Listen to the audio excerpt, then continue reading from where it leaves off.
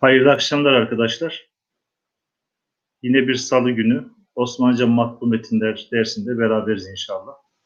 Bu hafta geçen hafta başlamış olduğumuz Ahmet Rasim Efendi tarafından yazılmış olan resimli ve haritalı Osmanlı Tarihi adlı kitaptan inşallah okuma yapacağız.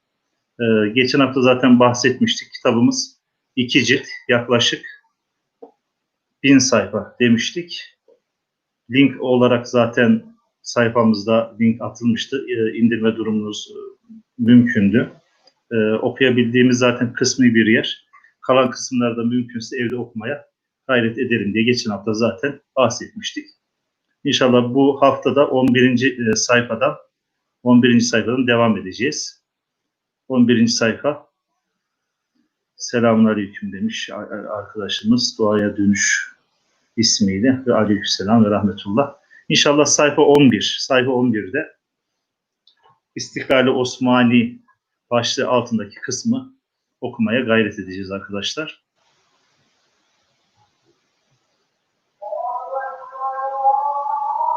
Şöyle bir dakika belki bekleyebiliriz. Yeni arkadaşlarımız dahil olsunlar, katılsınlar.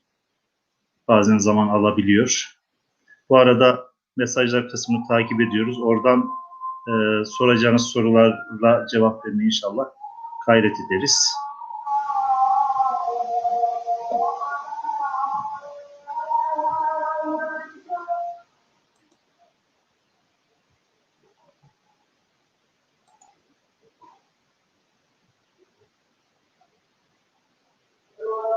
Evet arkadaşlar, yavaş yavaş başlayalım inşallah. Geçen hafta yaptığımız gibi veya diğer derslerimizde yaptığımız gibi bazı kısımlarını inşallah ben okuyacağım. Bazı kısımlarını da sizin okumanızı isteyeceğim. Okuduğunuz kısımları mümkünse mesaj kısmına yazmanızı inşallah isteyeceğim. İnşallah o şekilde geçen haftaki gibi veya diğer derslerimizdeki gibi bir usul takip edeceğiz arkadaşlar.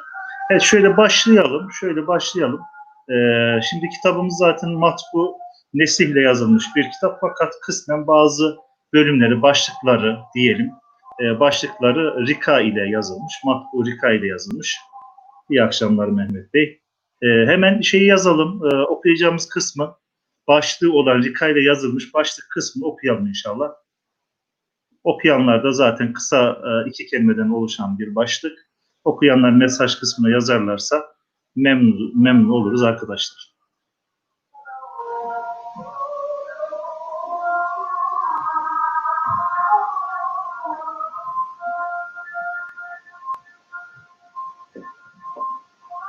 Evet, okuyacağımız kısım Osman Bey'in istiklaliyet kazanması, müstakil bir beylik haline, hatta müstakil bir devlet haline dönüşmesiyle alakalı kısım inşallah.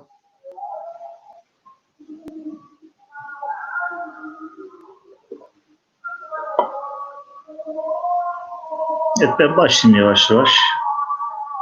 Siz de takip edin. Dediğim gibi bazı cümleleri sizin yazmanızı mesaj kısmına inşallah yazmanızı rica edeceğim. Oradan yazarsanız karşılıklı etkileşim olur. Daha güzel bir ne olur? Ders işlemiş oluruz. Evet, Ahmet Öksüz yazdı.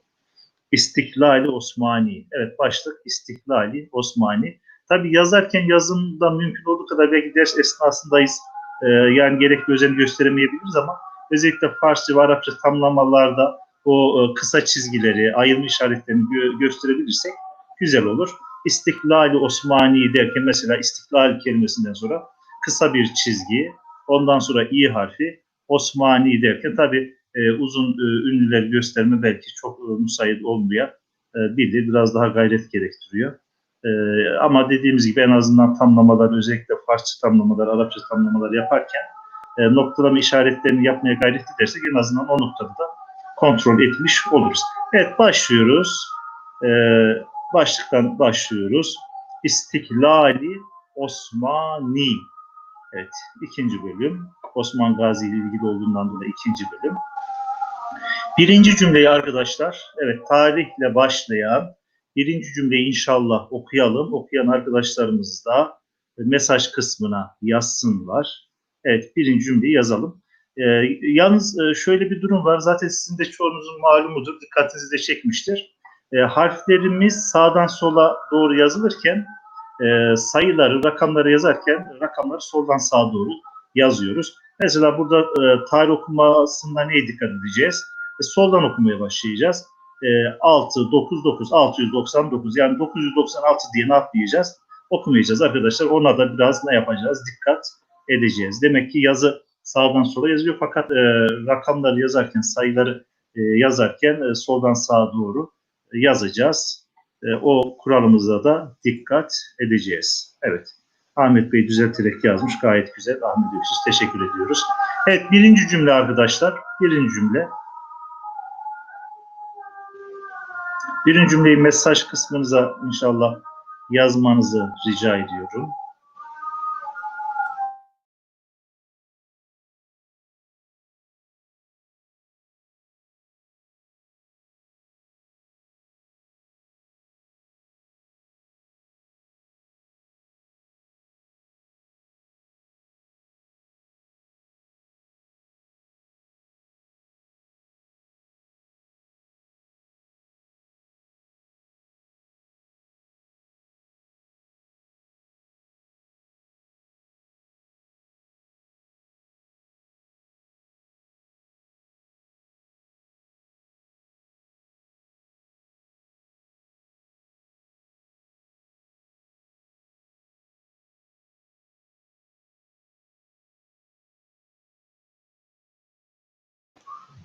Evet, tamam. Devam ediyoruz. Ahmet Bey yazdı. İnşallah beraber okuyalım. 699 senesinde Tatar Hanı Mahmud Gazan Devleti Selçukiye'yi mahve münkariz eyledi.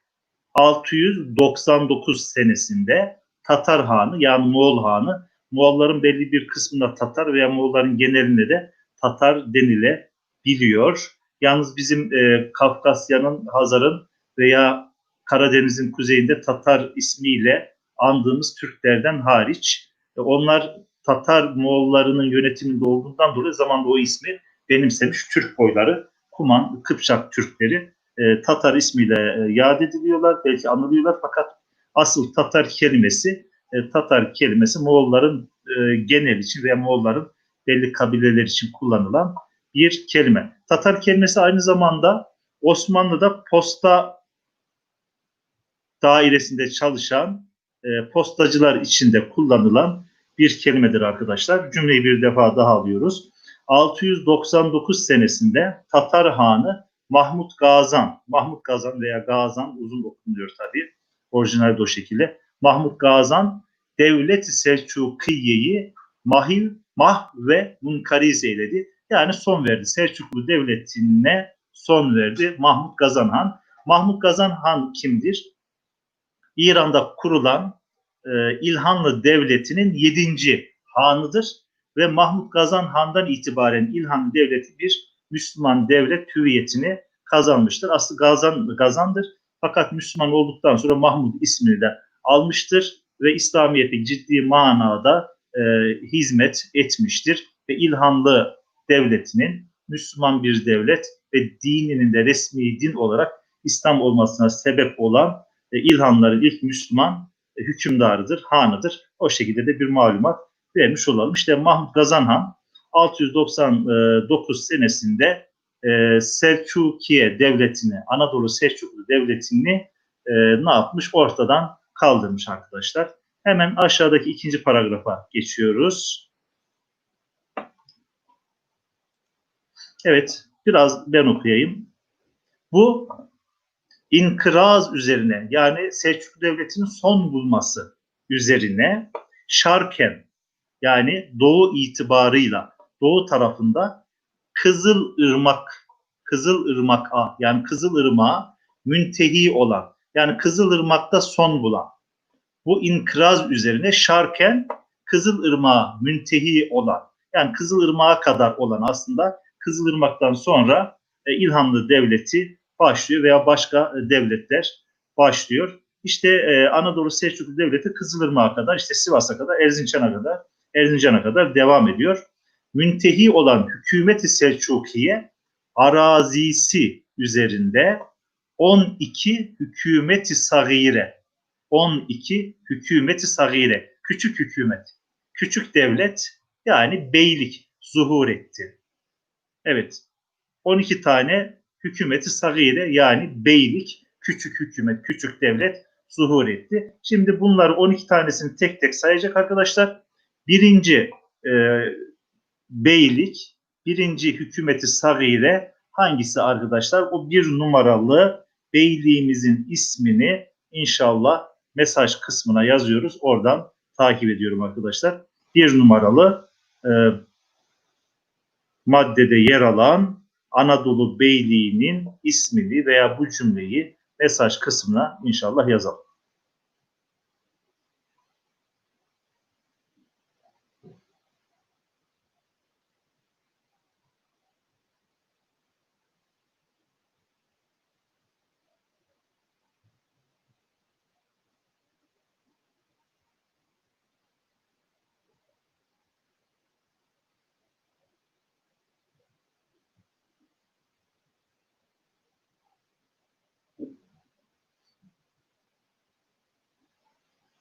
Evet, beyliğin sadece ismini yazdık.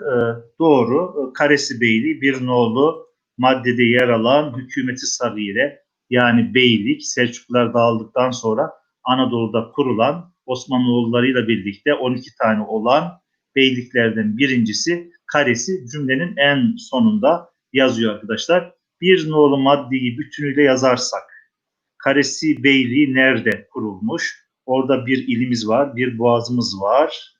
Evet. Tamam. Yazıldığı kadarıyla inşallah devam edelim. Birinci madde, birinci hükmet ile Çanakkale yani Çanakkale Boğazı üzerine doğru karesi. Evet, bir numaralı beyliğimiz demek ki Karesioğulları. Zaten Osmanlı'yı ilk dehalet eden, Osmanlı'yla ilk birleşen Orhan Gazi zamanında birleşen ilk beyliğimizde Karesioğlu Beyliği olarak biliyorum. Evet, o şekilde. Evet, 2 nolu maddeye inşallah geçiyoruz. 2 nolu maddemizde yer alan beylik Selçuklulardan sonra Anadolu'da teşkil edilen beyliklerden ikincisi. Evet, onu inşallah okuyalım.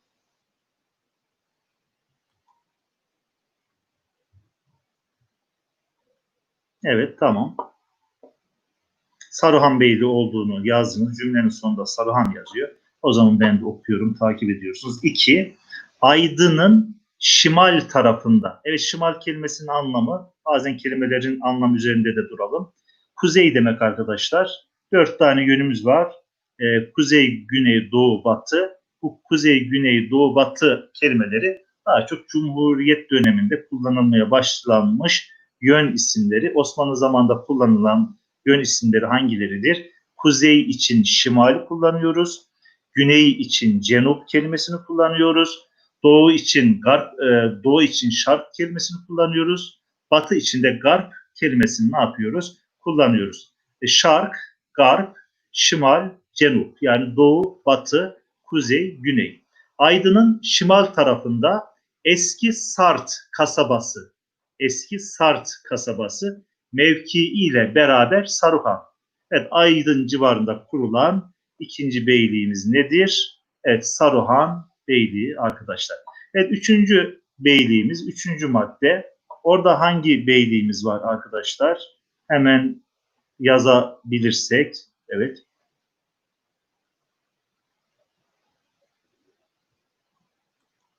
Evet, 3. Ayasulu dahil olmak üzere Aydın ili. Biz Aydınoğulları diyoruz. Burada Aydın ili şeklinde biraz böyle küçük farklılıklar olabiliyor. Üçüncü madde, üçüncü hükümeti sagire yani beylik Ayasulu denilen bölge dahil olmak üzere Aydın ili. Evet, Aydın ili. Aydın oğulları, Aydın ili, beyliği, evet üçüncü beylik Anadolu Selçuklu Devleti Gazanhan tarafından ortadan kaldırıldıktan sonra e, Kızılırmak'ın batı kısmında Ege'ye kadar veya diyelim ki Batı Karadeniz'den işte diyelim Antalya'ya kadar olan, Akdeniz'e kadar olan kısımda kurulan beylikler bunlar arkadaşlar. Evet, faide adı altındaki ekstradan bilgiler verilen kısmı geçiyoruz. Zaten orada biraz da bozulmak durumu var. 12. sayfaya geçtik arkadaşlar. Evet, dördüncü beyliğimizi hemen okuyalım. Biraz tabii yazımla okuma biraz farklı. Yani bazı kelimelerin yazılışıyla okunuşu arasında Osmanlıca'da ne var? Fark var. İmlası farklı oluyor. Telaffuzu farklı oluyor. Evet, bir arkadaşımız okudu. Evet, Menteşe Beyliği 4. madde. Evet, 5. maddeyi okuyalım arkadaşlar. 5. maddede hangi hükümeti sagire yani Anadolu Beyliği var arkadaşlar? Okuyalım. Evet, Teke diye arkadaşımız okudu. Gayet güzel, Teke Beyliği. 6. madde. Yani şöyle, ben hepsini okudum. O noktada problem yok ama. Yani okuduğumuz zaman tabii ki biraz hani hızlı okuyoruz, önden gidiyoruz. Yani çok da böyle kafamızı yormuyoruz gibi bir durum oluyor. Yani biraz kolaycılık olabilir düşüncesiyle. Hani biraz size zaman tanıma, sizin okumanıza fırsat verme cihetiyle hani okumanızı ve mesaj kısmına yazmanızı istiyoruz. 6. madde Hamit ili, Hamidoğulları diye daha çok biz bunu okulumuzda, müfredatımızda, dersimizde, tarih dersimizde gördük. Hamidoğulları Beyliği 6. Evet 7. 7 belki en önemli beylik 7. maddede. Büyüklükten küçüklüğe göre yazılmamış. Böyle bir sıra takip edilmiş arkadaşlar. 7. madde belki varlığını yaklaşık 200 yıl devam ettiren ta Yavuz Sultan Selim'e kadar yani 1500'lü yıllara kadar varlığını yaklaşık 200 küsur sene devam ettiren, Osmanlı'yı en fazla uğraştıran ve yıkılmış olan Selçuklu Devleti'nin merkezinde kurulan, ondan dolayı da kendinin bir nevi Selçuklu Devleti'nin varisi gördüğünden dolayı Osmanoğullarına kendini rakip gördüğünden dolayı yaklaşık 200 yıl Osmanoğullarını uğraştıran fakat Yavuz Sultan Selim zamanında artık bütünüyle Osmanlı Devleti'ne katılmış olan beyliğimizin ismini ne yapıyoruz görüyoruz arkadaşlar.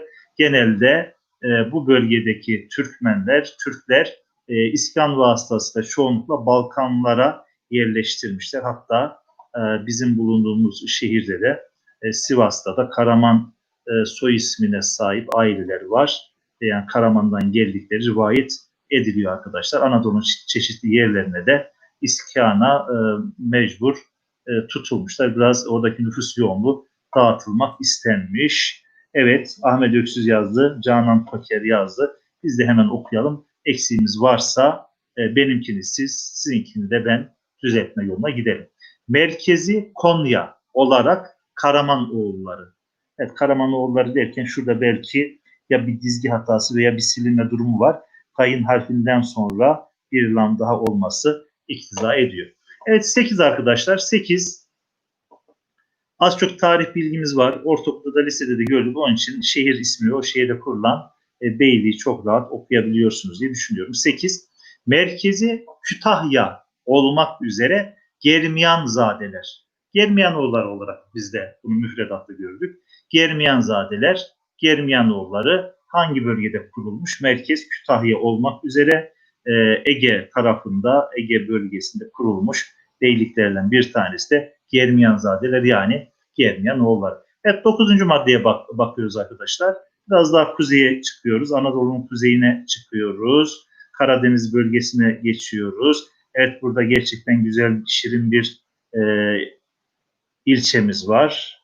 Evet Bartın'a bağlı.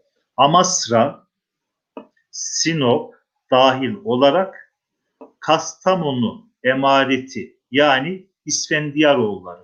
Evet burayı bir daha okuyoruz. Amasra, Sinop dahil olarak Kastamonu emareti yani İsfendiyaroğulları Beyliği. Evet 9. beylik de buymuş arkadaşlar. Evet 10. beylikteyiz hemen. 10. beylik zaten bizim şu an mevzu bahisimiz olan 600 sene bu topraklara hükmetmiş olan ve diğer beylikleri kendisine katmış olan aslında beylikler içinde en küçük beylik.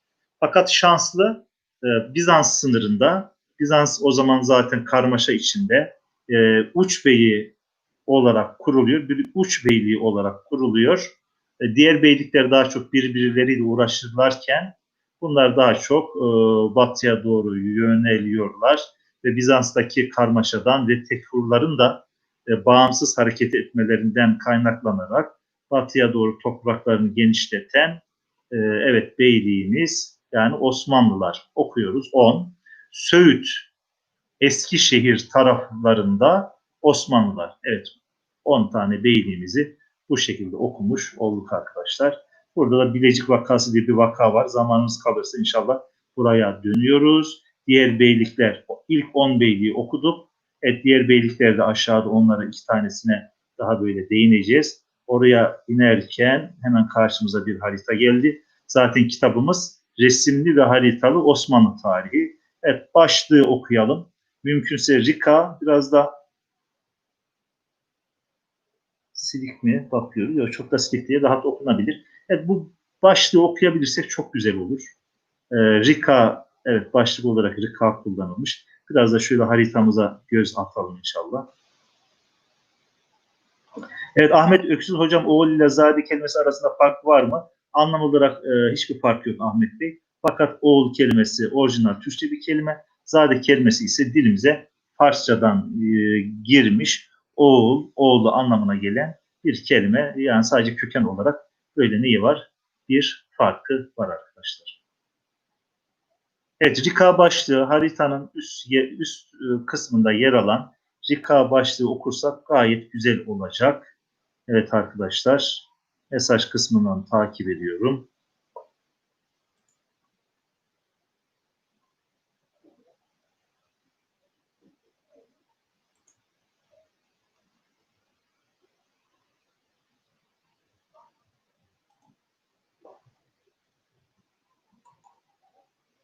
Evet, ben okuyayım, siz takip edin. Çoğunuz belki okudunuz. Osmanlıların mebadii,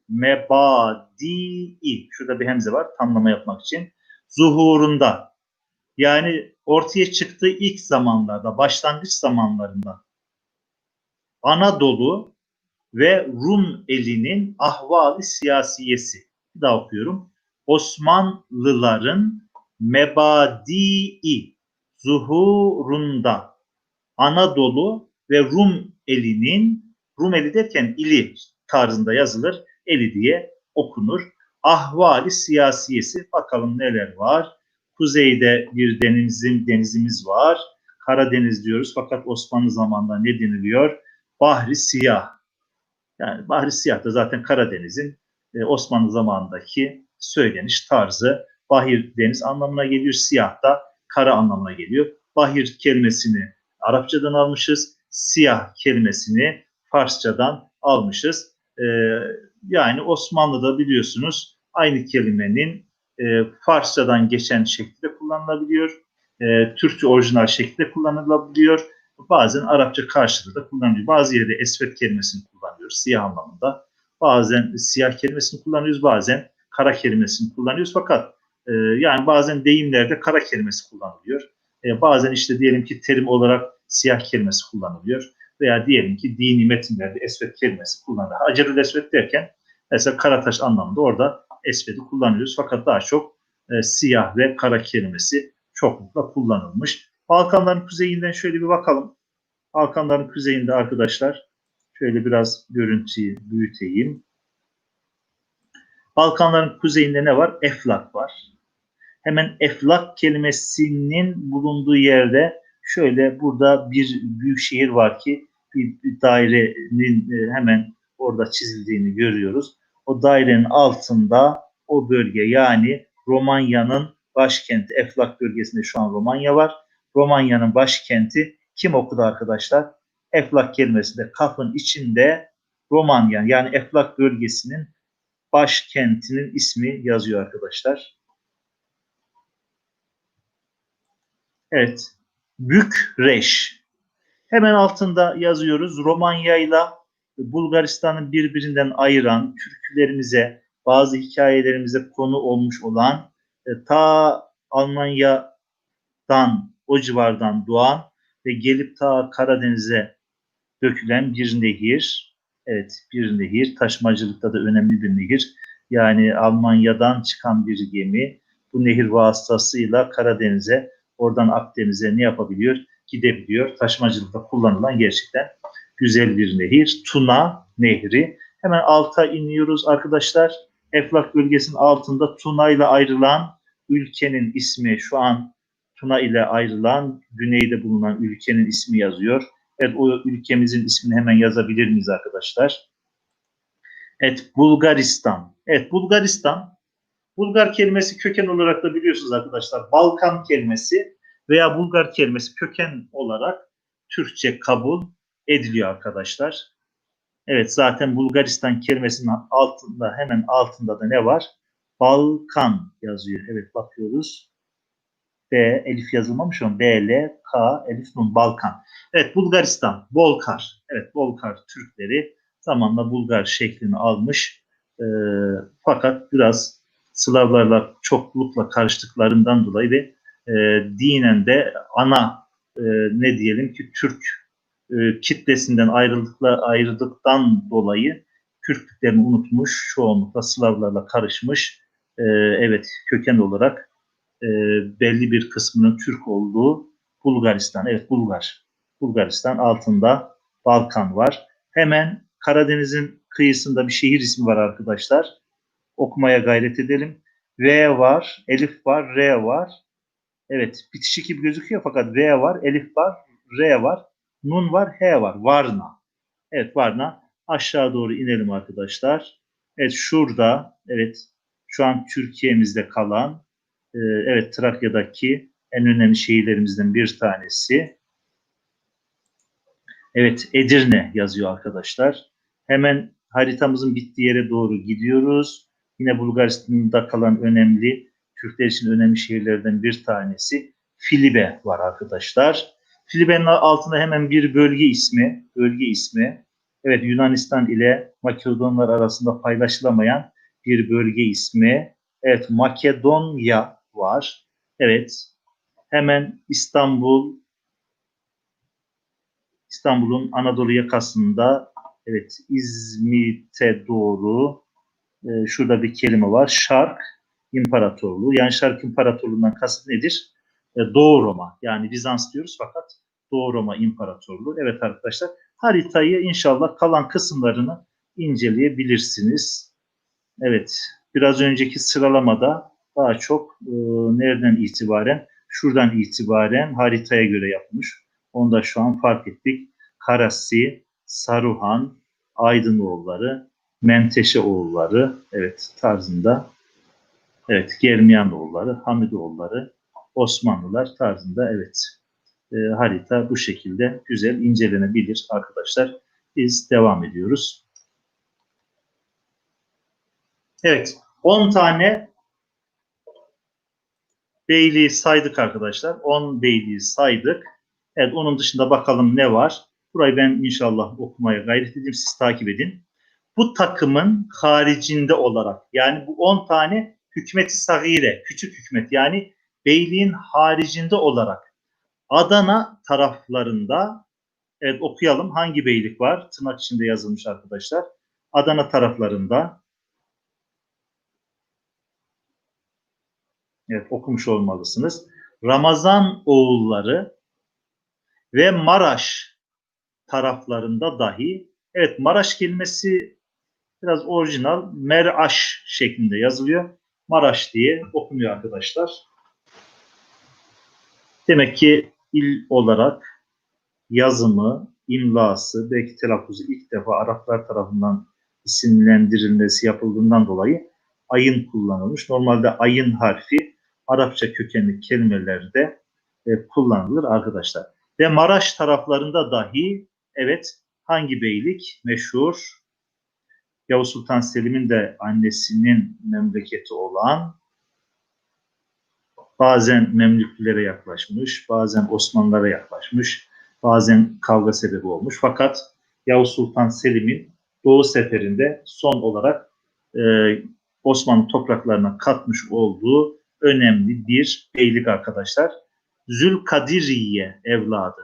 Evet, Zülkadiroğulları, Dulkadiroğulları değişik değişik telaffuzlar var.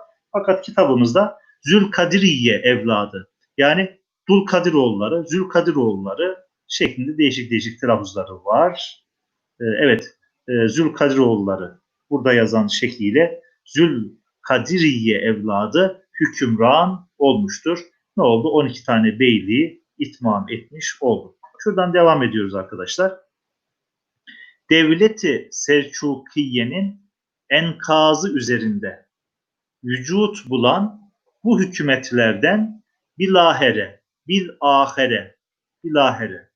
hiçbiri payidar olamadı. Yani Osmanlılar kadar uzun soluklu olamadı da işte dediğimiz gibi en son Osmanlı'ya katılan 2 tane beylik, bir tanesi Karamanoğulları, bir tanesi de Zülkadiroğulları veya Dulkadiroğulları beyliği en son Yavuz Sultan Selim zamanında ne yaptılar? Osmanlı Devleti'ne dahil oldular. Osman Gazi ilan-ı istiklal eylediği cihetle nazarı dikkatini Kocaeli, yani şimdiki İzmit ve Üsküdar mutasarrıflıkları havalisine ve Bursa taraflarına çevirdi. Evet, Bursa eski metinlerde Bursa şeklinde çoğunlukla yazılıyor arkadaşlar. Bursa, fakat eski metinlerde Bursa. Şu cümleyi bir defa daha okuyoruz. Osman Gazi ilan istiklal eylediği cihetle, yani bağımsızlığını ilan ettikten sonra nazarı dikkatini Kocaeli, yani şimdiki İzmit ve Üsküdar tasarrufları havalisine ve Bursa taraflarına çevirdi. Evet. Arkadaşlar bir sonraki paragrafa geçtik.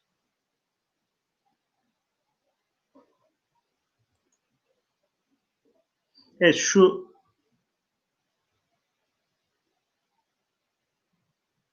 kelimeyi, tırnak içindeki kelimeyi okuyalım arkadaşlar.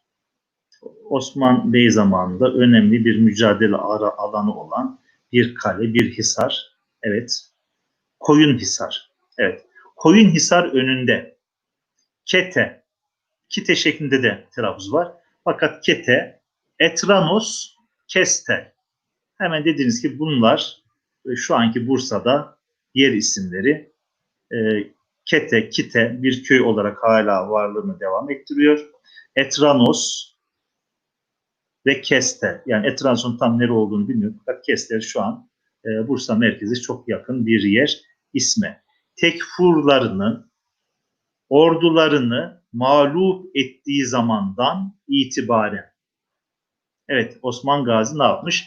Koyunhisar önünde Kete, Etranos, Kestel tekfurlarının, tekfuru biliyorsunuz, Bizans'a bağlı olan Şark İmparatorluğu'na, Doğu Roma İmparatorluğu'na bağlı olan ne diyelim ki küçük beylere tekfur ismi veriliyor. Yani bir kaleye sahip olan, bir şehre sahip olan bir nevi derebeyi gibi. Kime bağlı? Yani yine aslında imparatora bağlı, fakat dış işlerinde bağımsız, iç işlerinde serbest diyebileceğimiz tekfurluklar var. Zaten Osman Gazi onlarla mücadele ede ne yapıyor? Büyüyor. Bazen onlarla savaşıyor, bazen onlarla ittifak ediyor. Evet. Tekfurlarının ordularını mağlup ettiği zamandan itibaren hükümeti başka bir metanet ve miknet kazanmış idi. Evet, bu Koyunhisar Savaşı'ndan sonra Osmanlı Devleti gerçekten güçlendi ve çevresinde belki en güçlü beylik haline geldi diyebiliriz. Evet, İstanbul İmparatoru Andronikos Moğolları Osmanlılar üzerine saldırtmak için bundan evvel sırasıyla 2 Moğol hanına nişanladığı hemşiresi Mari'yi Gazan Han'a takdim eylemişti. Gazan Han'ın büyük bir ihtimalle Müslüman olmadan önceki yapmış olduğu faaliyetler arkadaşlar. Demek ki zaman zaman Bizans İmparatoru, Şark İmparatoru Osmanlılara karşı, yani kocaman bir imparatorluk diyoruz. Yani Balkanlarda ciddi manada topraklara sahip olan, İstanbul gibi devasa bir şehre bir ne diyelim büyük bir şehre sahip olan bir imparatorluk. Daha Osman Gazi zamanında Osmanlı Devleti'ne karşı Moğollardan yardım istiyor. Yani gerçekten ciddi manada Osmanoğulları Şark İmparatorluğu'na ne olmuş? Arkadaşlar bir rakip olmuş. Daha küçükken bile dişe diş, başa baş mücadele ettiğini ne yapıyoruz? Anlıyoruz. Evet, bu Bizans'ın hemşire veya kızını zaman zaman başka devletlerdeki hanlara, sultanlara nişanlaması, evlendirmesi siyasi olarak süregelen bir adetleri. Demek ki Gazan Han'a ne yapıyor? Mari adındaki kız kardeşini nişanlıyor.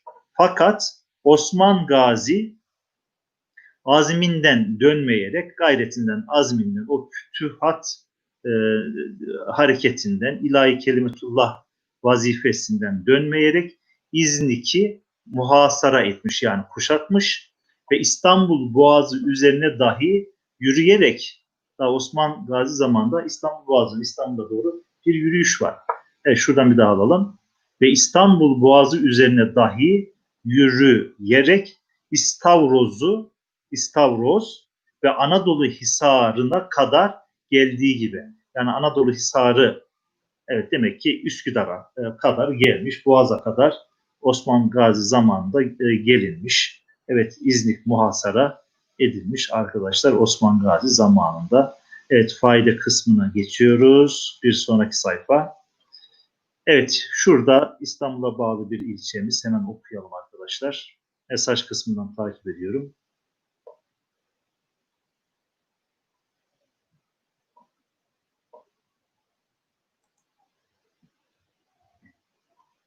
Evet arkadaşlar, yeni sayfamızın başında bulunan şu an İstanbul ilimize bağlı bir ilçe.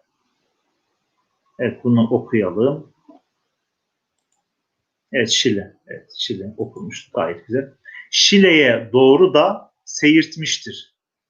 Evet, seyirtme kelimesi burada kullanılması biraz tabii ki şu anki anlayışımıza göre biraz e, yani tuhaf kaçabilir. Seyirtmek biraz hızlı hareket etmek manası, biraz koşmak, koşuşturmak anlamında kullanılan bir kelime seyirtmek. Şöyle bir seyir, şöyle bir koş anlamına. Fakat burada fütuhat hareketi kastedilmiş arkadaşlar.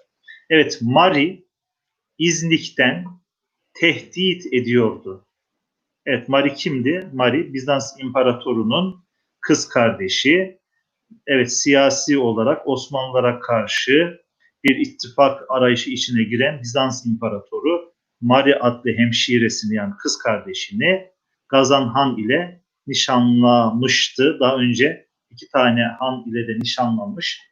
Ya onlar öldü veya farklı şeyler oldu. İşte sırada Gazan Han var. Gazan Han'ı da ne yapıyor? Takdim ediyor, yani nişanlandırıyor. Onu da evlendirmek istiyor. Evet, Mari İznik'ten tehdit ediyordu. Kimi tehdit ediyor? Osman Bey'i. Osman Bey'in başkanlığında bulunan Osman Beyliğini tehdit ediyor. Osman Gazi buranın kilidi makamında olan, evet, şurayı okuyalım arkadaşlar. İznik'in kilidi makamında olan bir yer ismi. Evet, ikinci satırın sonu. Evet, okuyorum. Koçhisar'ı da zapt etti. İznik'in imdadına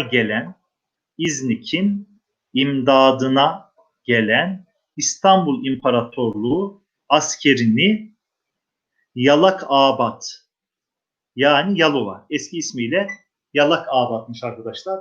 Daha sonra Yalova ismi verilmiş. Evet, Yalakabat yani Yalova taraflarında fena halde bozdu.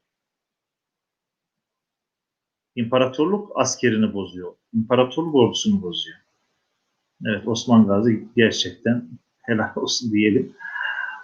Küçük bir beylikken gerçekten ciddi manada koca bir imparatorluğa ne yapmış?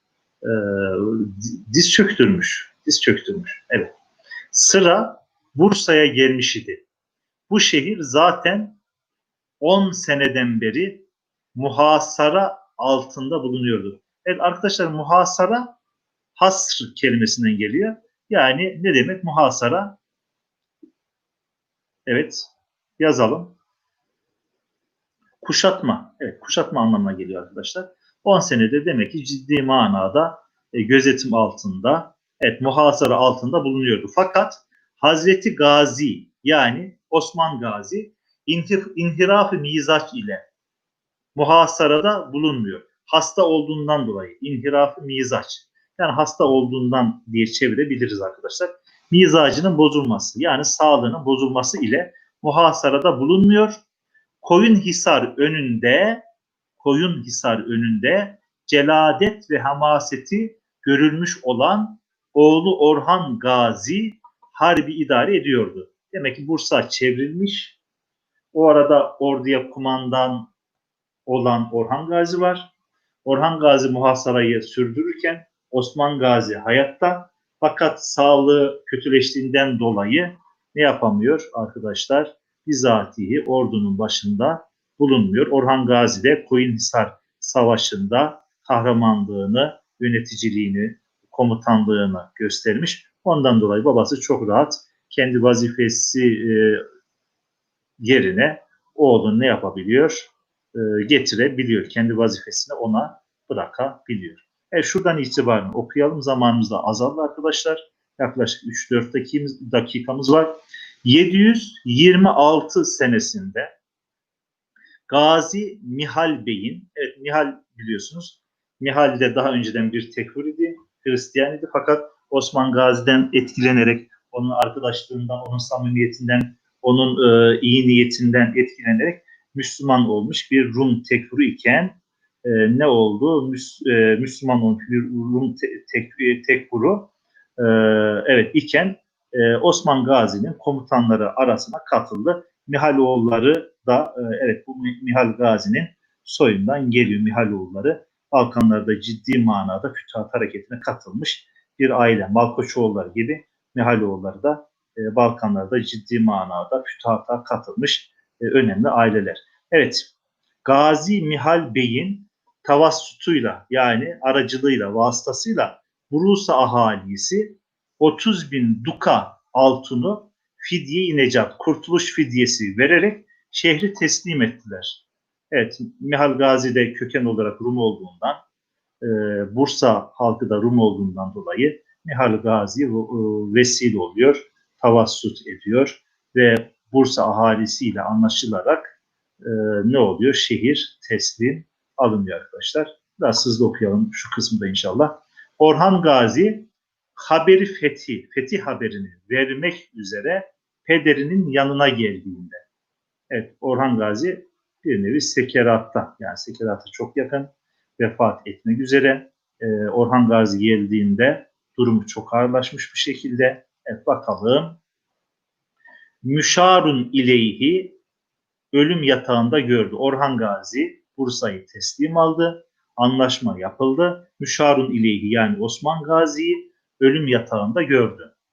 Baba ile oğul kucaklaşıp ağlaştılar. Evet, baba ile oğul kucaklaşıp ağlaştılar. Evet, hemen şurayı da okuyabilirsek okuyalım. Orta boylu, gayet geniş göğüslü, esmerce tenli, iri gözlü, çatık kaşlıydı. Kim anlatıyor arkadaşlar? Osman Gazi. Vücudunun belinden aşağı kısmı gövdesinden daha uzun idi. Kollarını yanlarına salıverdiği zaman ellerinin uçları diz hizalarından aşağı iner idi diyoruz arkadaşlar. İnşallah bu haftalıkta bu kadar diyoruz.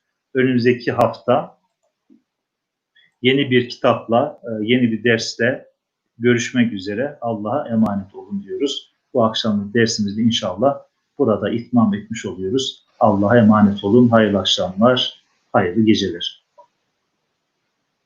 Hepinizden Allah razı olsun.